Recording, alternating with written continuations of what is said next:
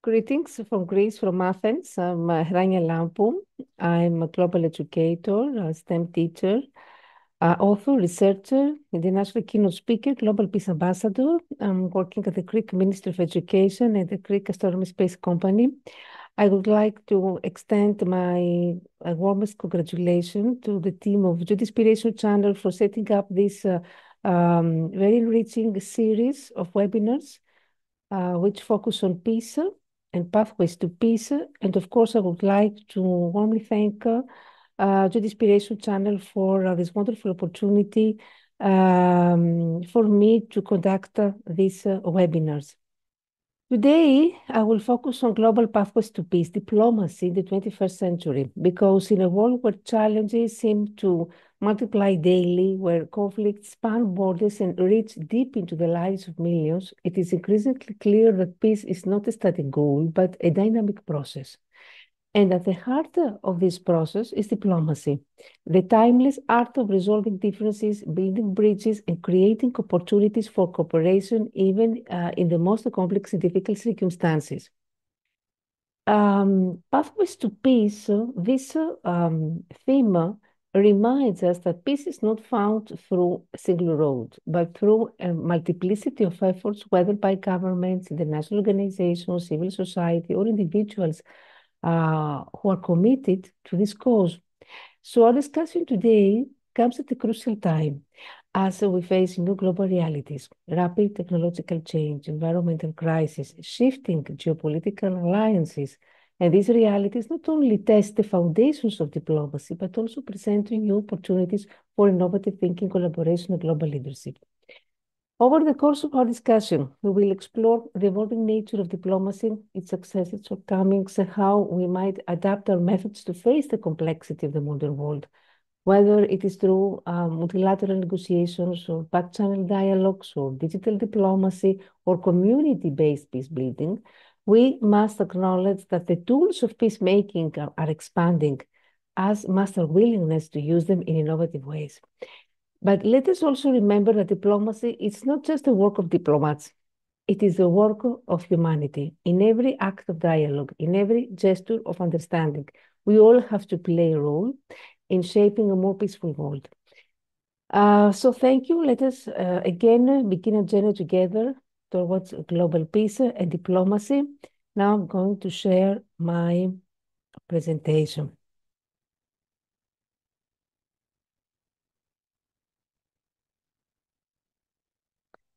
I hope it is visible now. So in the 21st century, the pathways to global peace are more complex and interconnected than ever before.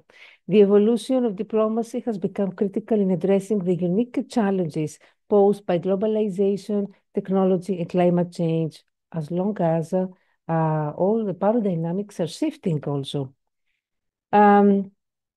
So in this increasingly interconnected complex world, diplomacy remains one of the most powerful tools to prevent conflict, build trust, and foster peaceful relations between nations. Diplomacy is the art of negotiation and dialogue between countries, serves as the cornerstone of global peace initiatives, acting as a bridge between divergent interests, ideologies, and cultures. Diplomats are the architects of peace. Remember this. They are tirelessly working behind the scenes to build trust, to negotiate treaties, and maintain stable relations. Their work is often invisible but crucial. They engage in quiet diplomacy using subtle negotiation tactics to prevent conflict or reduce tensions. In post-conflict societies, diplomats play a crucial role in peace building, helping nations recover from war by fostering political reconciliation, economic reconstruction, and social healing. Through development aid, capacity building programs, and the establishment of democratic institutions, diplomacy paves the way for sustainable peace. At the same time, diplomacy, we could say, at its core, is a preventive mechanism. Instead of resorting to armed conflict, diplomatic engagement provides a platform for nations to address grievances, to negotiate compromises, to resolve disputes through dialogue. Historically, many wars have been avoided through effective diplomacy, whether through bilateral talks or multilateral summits or back-channel negotiations. Um, Diplomacy, of course, is essential in the resolution of ongoing conflicts through international organizations like the UN, regional bodies such as the European Union or African Union. Countries engage in peace talks to mediate conflicts, often leading to ceasefires, peace treaties, and post-conflict recovery strategies. In today's also multipolar world, global peace depends on cooperation between numerous states with varying interests. Multilateral diplomacy involving international organizations like the World Trade Organization, the World Health Organization, UN, helps create a global order where nations work together to tackle common challenges such as climate change or terrorism, pandemics, etc. By fostering dialogue through summits like Paris Climate Agreement or G20, diplomacy enables nations to collaborate on global issues that no single country can solve alone. The multilateral approach strengthens peace by promoting collective security and global governance based on rules and mutual respect. In the digital age, also, diplomacy is evolving. That's why we talk about cyber diplomacy and digital diplomacy. So these are emerging fields that address the growing influence of the internet, of social media and technology in shaping international relations. While digital platforms can spread misinformation and inflame tensions, they also offer new opportunities for dialogue and collaboration. Diplomatic efforts to regulate cybersecurity, prevent cyber warfare, and use artificial intelligence for conflict prediction and resolution are the next frontiers in building global peace. Additionally, social media provide new avenues for public diplomacy where governments engage directly with foreign citizens to build understanding and promote peace. Cultural diplomacy it's very interesting because diplomacy is not just about politics, it's about people. So cultural diplomacy is the exchange of ideas or values of art and education between nations, helps build a mutual respect and understanding. Programs such as student exchanges, artistic collaborations, and cultural festivals foster goodwill and humanize nations that may otherwise be seen only as political entities. And of course, despite its importance, diplomacy faces significant challenges in today's world. Nationalism, authoritarianism, populism, all these are on the rise in many parts of the world, leading to a decline in international cooperation. And furthermore, non-state actors such as terrorist groups or cyber criminals often operate outside the reach of traditional diplomatic channels, making conflicts harder to resolve. The global community must adapt diplomatic tools to address these new threats, ensuring that diplomacy remains relevant in an increasingly fragmented world. Diplomacy remains the most effective means to build and sustain global peace, whether through high-stakes negotiations or grassroots cultural exchanges. Diplomacy acts as a bridge, connecting nations, peoples, ideas in pursuit of a peaceful world. The future of global peace depends on our ability to engage in a constructive dialogue, to foster cooperation, and embrace diplomacy as a tool for resolving conflicts and building a more just, harmonious global society. So what is the role of diplomacy in a world where non-traditional threats, for example, climate change or pandemics, increasingly overshadow traditional geopolitical conflicts? Diplomacy plays a crucial role in fostering global cooperation, coordinating collective action, and managing the complex interdependencies that characterize these issues. For example, climate diplomacy.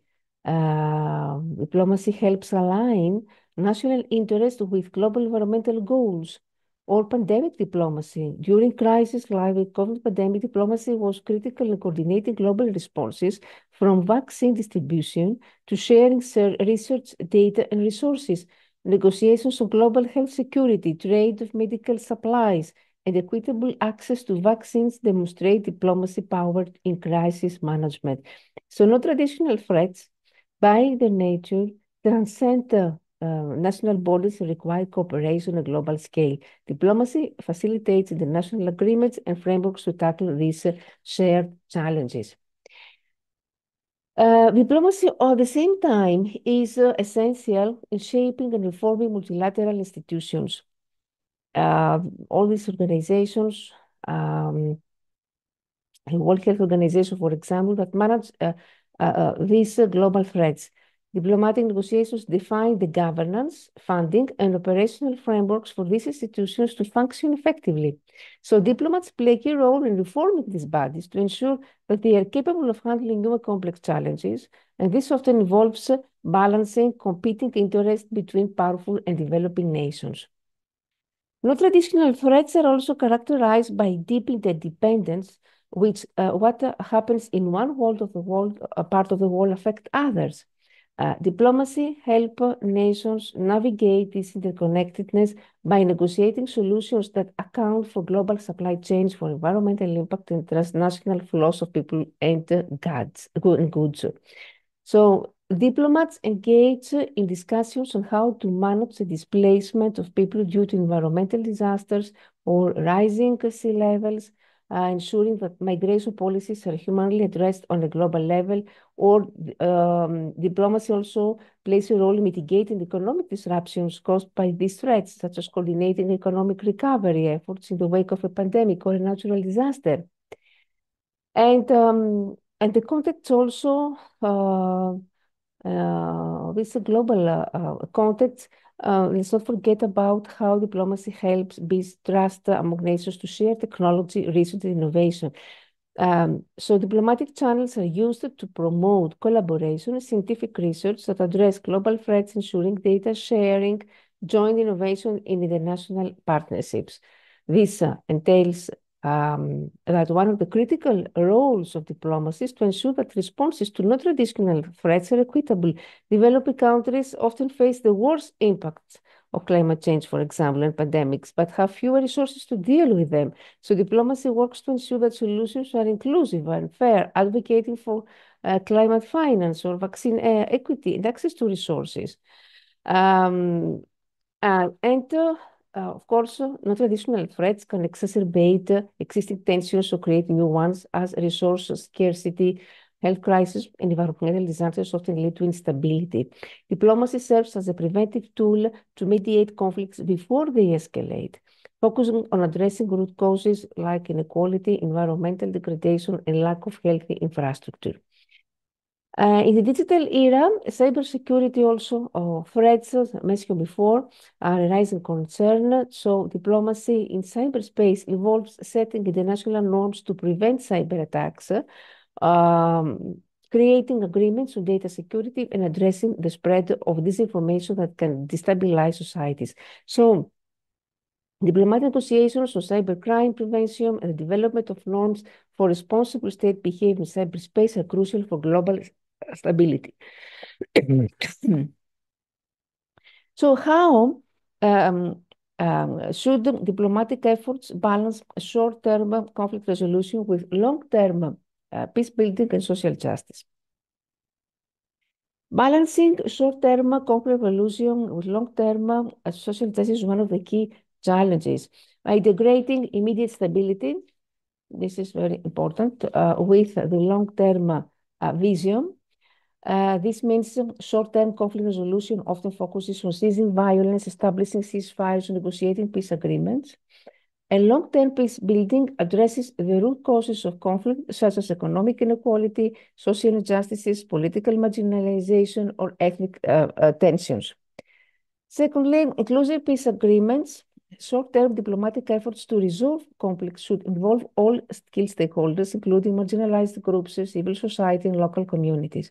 This ensures that peace agreements are not only accepted by the elites or the warring factions, but also have buy-in from broader society. And linking economic development with peace building. So this means short-term interventions, but also diplomats should encourage development of inclusive governance structures that promote accountability, human rights, and the rules of law. Without these institutions, short-term peace can unravel due to corruption or exclusion. So building institutions for peace is very important. Um, Economic diplomacy. This is very important in addressing the long-term drivers of conflict, such as poverty, inequality, and lack of opportunities. Immediate diplomatic efforts should aim to secure international support for post-conflict reconstruction and development.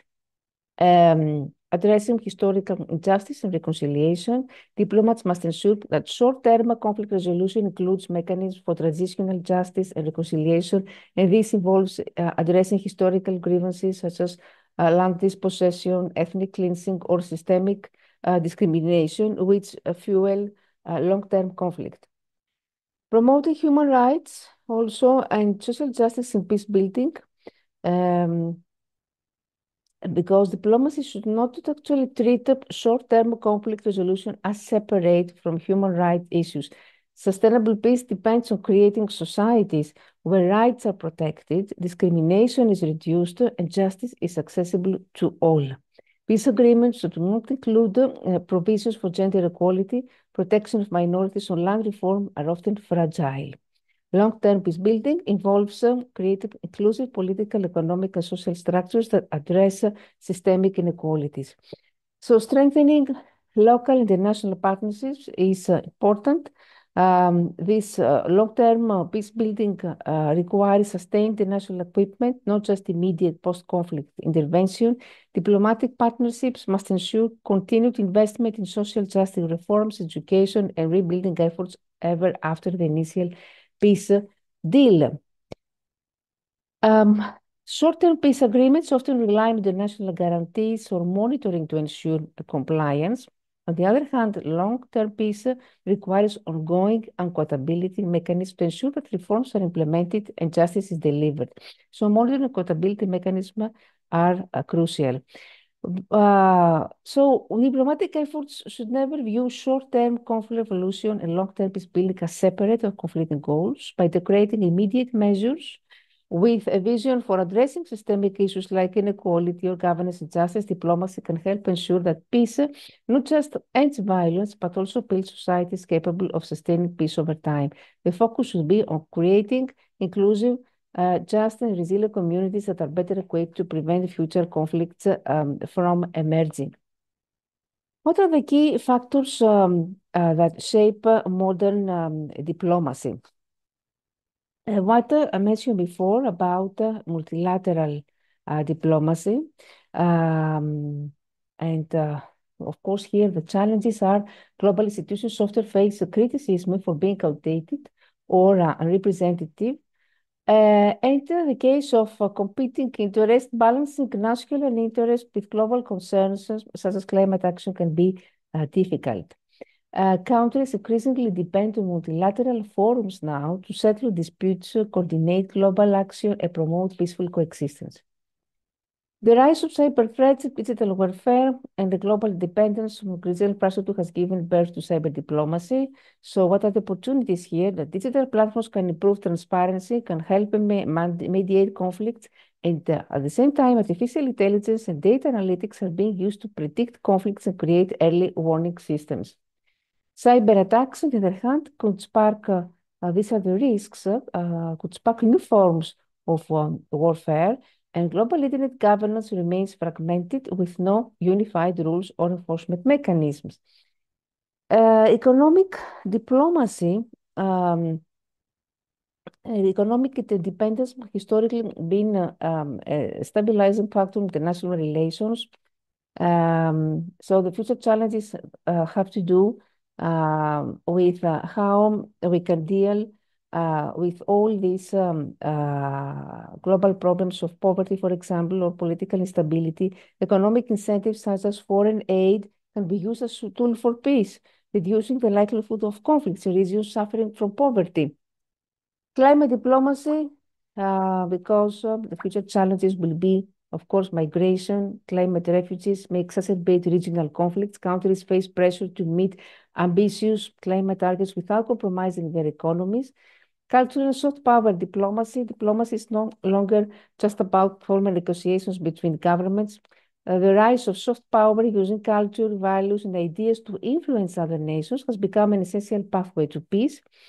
The role of non-state actors, including international organizations, NGOs, multinational cooperation, have gained influence in modern diplomacy, and they contribute to peace building by facilitating dialogue, providing humanitarian aid, and fostering social justice initiatives. NGOs can operate in areas where governments are either unwilling or unable to intervene. However, these actors sometimes face obstacles like government resistance or security threats in conflict regions. The public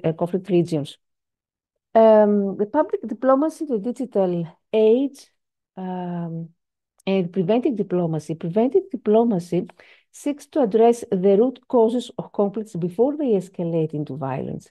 This approach emphasizes early intervention, mediation, and confidence-building measures.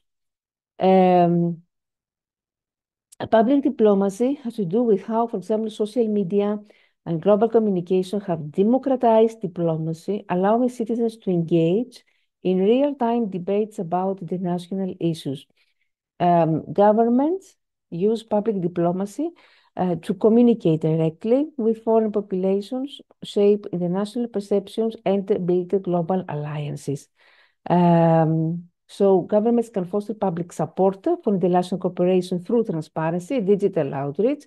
Social media can also be used to counter violent extremism, disinformation that fuels conflict, and the risk have to do with misinformation campaigns and propaganda that can destabilize peace efforts and the rapid spread of false narratives that can inflame tension between states. What are the key strengths and weaknesses of multilateral diplomacy? This is another issue. First, we need to explain here about how economic diplomacy is being used to prevent conflicts in region suffering from extreme poverty. We have already mentioned some of this. I need to promote economic development, facilitate trade and market access, enhance governance, leverage international and development assistance, and balance national economic interests with global peace efforts. Another challenge is how we can do this by promoting fair trade practices, by prioritizing sustainable development goals, encouraging dialogue and diplomacy, balancing national interests with global responsibility is very important, and integrating at the same time economic and security objectives.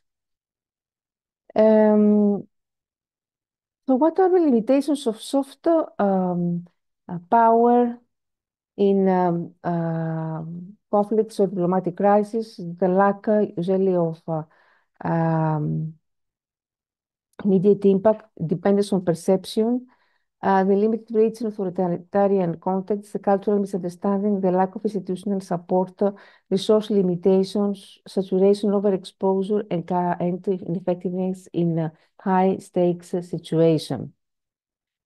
What role should non-state actors play in diplomatic efforts? Of course, by facilitating dialogue and mediation, influencing policy and governance, leveraging resources and expertise, and by fostering cultural exchange.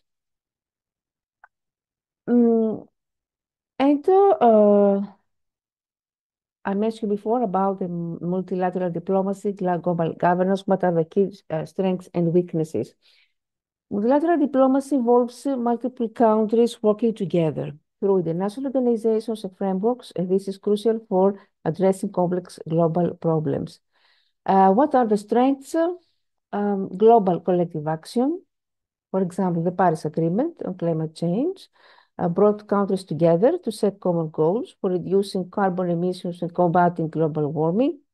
Resource sharing, pooling of expertise, legitimacy and inclusivity. Multilateral diplomacy provides a sense of legitimacy because decisions are made through broad, inclusive participation.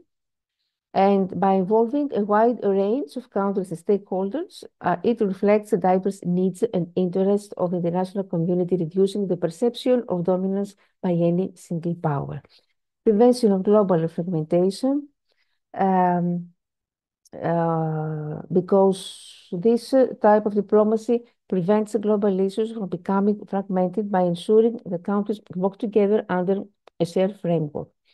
Conflict resolution and peace building, multilateral diplomacy plays a key role in conflict prevention, ensuring that international disputes are resolved peacefully through dialogue rather than military intervention. And weaknesses, slow decision making usually. One of the major weaknesses, negotiations involving multiple countries with different interests can be time consuming, and the consensus building process can delay urgent action. The competing, of course, national interest, because countries often prioritize their national interests, which can conflict with global goals. And this leads to compromises or watered down agreements that may not be ambitious or effective enough to address the root causes of global challenges. The lack of enforcement mechanism, because multilateral agreements often lack a strong enforcement mechanism, making it difficult to hold countries accountable if they fail to meet their commitments. Without consequences for non-compliance, some countries may shirk their responsibilities, undermining the effectiveness of the agreement. The power imbalances between wealthy, influential countries and smaller, poorer nations can actually ruin negotiations. Bureaucratic inefficiency, this is very common, and no participation or withdrawal of key players. Multilateral diplomacy is vulnerable to no participation or the withdrawal of key players, which can weaken the legitimacy and effectiveness of international agreements.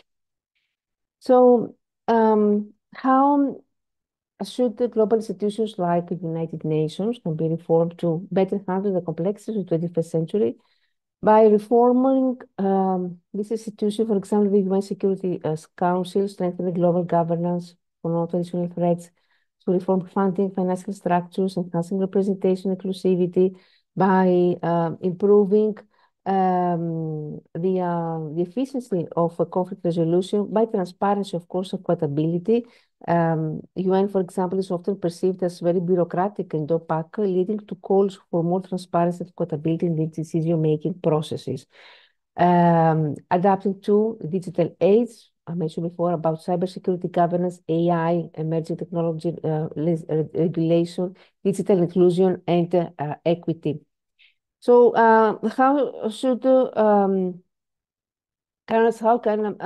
what ways cyber diplomacy help prevent or mitigate cyber conflict?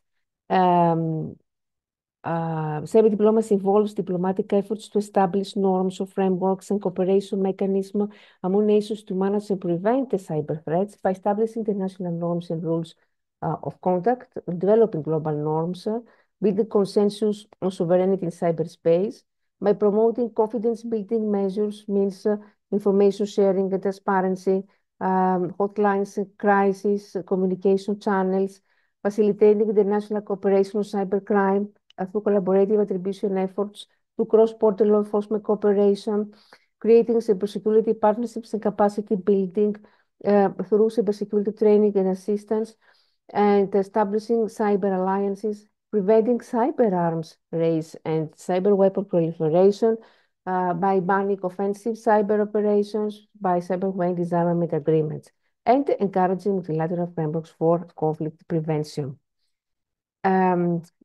What role now can climate diplomacy um, uh, can play in preventing conflicts? By promoting, of course, sustainable development and adaptation, by addressing climate-induced migration, and by raising awareness and building global momentum. We mentioned already cyber diplomacy, preventive diplomacy, multilateral diplomacy, cyber diplomacy, and cultural diplomacy here. Cultural diplomacy is a very interesting mention before. It helps promote cultural exchange programs, leverage digital platforms and media, collaborative cultural projects, helps utilizing sports of diplomacy, encouraging dialogues on global issues and diplomatic engagement through culture. And what are the most effective strategies for preventive diplomacy? The early warning signs, these have to do, for example, with monitoring and analysis. We give some examples. Organizations like United Nations utilize data analytics and local insights to track signs of conflict and deploy preventive measures or information sharing. Secondly, inclusive dialogue mediation initiatives that bring together local leaders and youth. Third-party mediation organizations, which often mediate between competing groups promoting peaceful resolutions. Building strong institutions, strengthening governance, the decentralization, providing local governments with resources and authority which can ensure that decisions reflect the needs of diverse populations, by addressing economic inequality, promoting economic development, job creation programs, through community engagement, programs that encourage joint community projects, or through conflict resolution education, what we call peace education, programs that incorporate conflict resolution into school curricula. Through cultural educational initiatives that could be education awareness campaigns, that could be promoting understanding through culture, utilizing technology and innovation. I mentioned before about social media campaigns that promote peace that mobilize youth and engage them in constructive discussions. Data-driven approaches.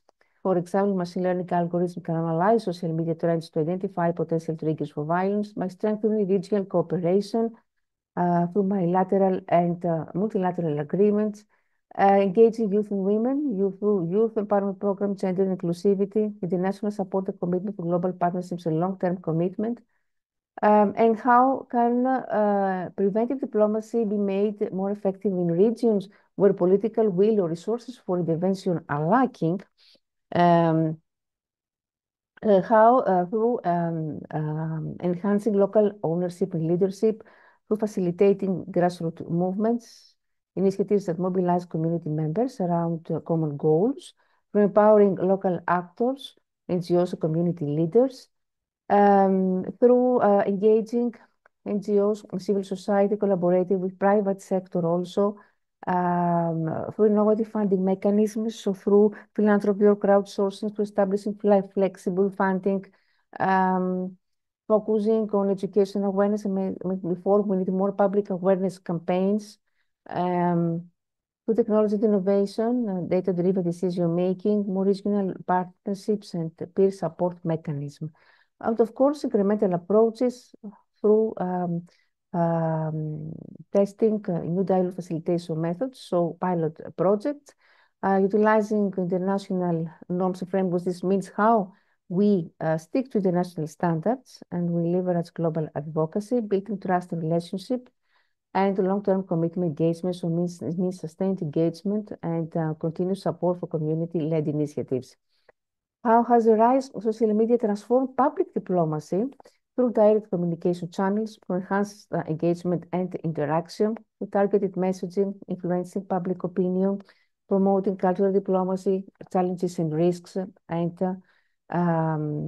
this also, it's important because governments can use public diplomacy to build global alliance and foster international cooperation. How they can do this? Utilizing social media platforms.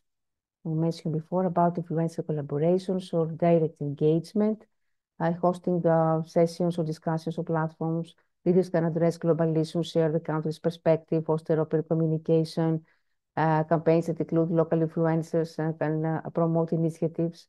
Through promoting cultural diplomacy, showcasing national culture, through global dialogue platforms or building online communities, crowdsourcing solutions, data-driven policy diplomacy, innovative communication tools, virtual tools, for example, of historical sites or diplomatic events can provide global audiences with a deeper understanding of a country's culture, fostering educational diplomacy through academic collaborations. What is this? It's when we establish joint degree programs or research initiatives can create networks of scholars and students fostering cross-cultural exchanges. Government-funded scholarship can attract the talent from around the world, promoting educational ties and cultural understanding. Engaging multilateral diplomacy, supporting global initiatives, and joint public diplomacy initiatives, addressing global challenges through collaborative solutions around common goals, building trust through open communication, countering misinformation through ongoing monitoring and evaluation, so more strong feedback mechanism, online feedback forums or discussion threads can allow for ongoing dialogue. Of course, I mentioned before about how can non-state actors contribute to peace building. In regions, for example, for where governments are either unwilling or unable to intervene.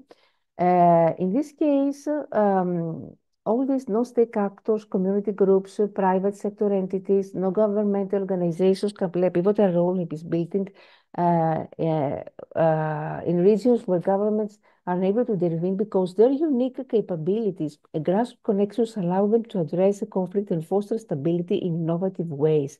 By providing humanitarian assistance, what we call emergency relief, with long-term support, NGOs can also engage in longer-term humanitarian projects that address root conflict, causes of conflict such as poverty and lack of access to education through mediation and dialogue facilitation, through empowering local communities.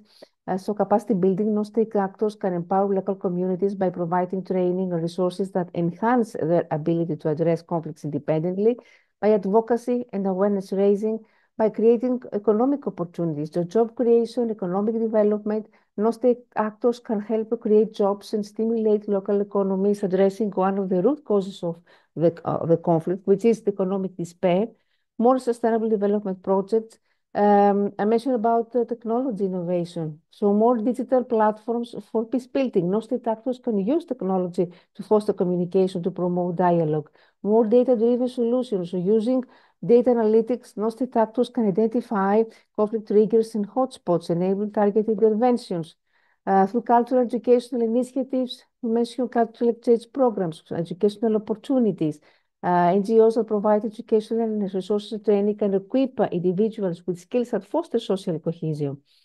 Through model evaluation, you can see here, because non-state actors can serve as watchdogs, monitoring human rights abuses and holding parties accountable, which can help deter violence. So transparency reporting and reporting by documenting events on the ground, non-state actors can provide critical information to the international community, fostering fostering greater awareness and response. Finally, collaborating with local governments, so complementing state efforts and engaging in policy dialogue. So we can see here that through humanitarian assistance, remediation, capacity building, advocacy, economic development, cultural initiatives, non-state actors can address immediate needs and foster long-term stability. By leveraging the unique strengths and grassroots connections, they can contribute significantly to creating peaceful and resilient communities. So we have seen all these aspects of diplomacy today, the types of diplomacy. And finally, we can say that in the digital age, governments can use diplomacy, I mentioned, for example, public diplomacy, strategically to build global alliances and foster international cooperation by leveraging, for example, social media, promoting cultural exchange, by engaging in transparent communication. By addressing global challenges collaboratively, utilizing innovative technologies, and fostering educational partnerships, governments can enhance their influence, they can strengthen the relationships, and promote mutual understanding on a global scale. The ability to adapt to the digital landscape will be crucial for successful public diplomacy in the future. Of course, diplomats are, as I said in the beginning, the architects of peace. They are those who are working behind the scenes constantly to build trust and to maintain stable relationship. They are the unsung heroes. Their work is often invisible, but very crucial. Thank you very much for your attention. And I hope that this webinar was quite enlightening on the topic diplomacy and global peace. Thank you very much. for your attention. Bye.